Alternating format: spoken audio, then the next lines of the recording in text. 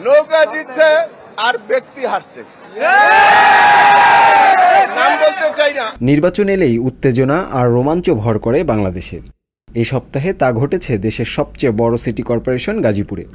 ভোটযুদ্ধে অপ্রত্যাশিতভাবে ক্ষমতাসীন আওয়ামী লীগের প্রার্থী আজমতুল্লাহ খানকে হারিয়ে দিয়েছেন স্বতন্ত্র প্রার্থী রাজনীতির বাইরের মানুষ 61 বছর বয়সী জায়েদা খাতুন, যিনি মূলত গাজীপুরের সাবেক মেয়র জাহাঙ্গীর আলমের মা হিসেবেই পুরো নির্বাচনে পরিচিত ছিলেন। যা করি আল্লাহর মধ্যে ভালোই করার চেষ্টা করব, ইনশাআল্লাহ যা করি সবারে দেখাই দিব। বৃহস্পতিবার ভোট গ্রহণ শেষে গভীর রাতে গাজীপুর সিটি নির্বাচনের ফল ঘোষণা করা হয়।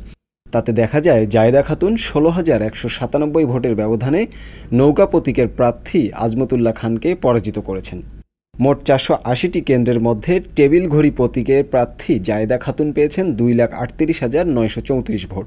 নৌকা প্রতীকের প্রার্থী আজমতুল্লাহ পেয়েছেন 2,22,737 ভোট।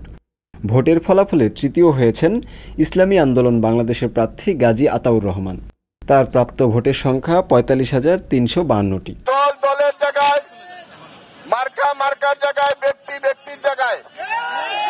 রাজনৈতিক বিশ্লেষকদের মতে গাজীপুরের ভোটে লড়াই হয়েছে আওয়ামী লীগ নেতা আজমতুল্লাহ খান ও জাহাঙ্গীর আলমের মধ্যে। আওয়ামী লীগের মনোনয়ন না পেয়ে জাহাঙ্গীর তার মা জায়েদা খাতুনকে প্রার্থী করেন। অবশ্য তিনি নিজেও মনোনয়নপত্র জমা দিয়েছিলেন, কিন্তু ঋণ খেলাপির জামিনদার হওয়ায় তার প্রার্থিতা শেষ পর্যন্ত বাতিল হয়। উচ্চ আদালতের রায়ও যায় তার বিরুদ্ধে।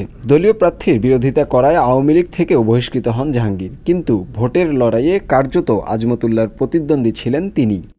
যে কারণে জয় নিশ্চিতের পর জাহাঙ্গীর আলম জানিয়েছেন, নৌকা জিতেছে আর ব্যক্তি হেরেছে। আওয়ামী লীগ এবং নৌকার বিরুদ্ধে আমি কখনোই যাইনি, যাবও না।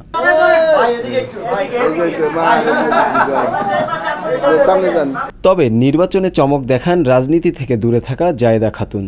ছেলের হাত ধরে গৃহিণী থেকে গাজীপুরের নগরমাতা হিসেবে নির্বাচিত হলেন জায়েদা খাতুন।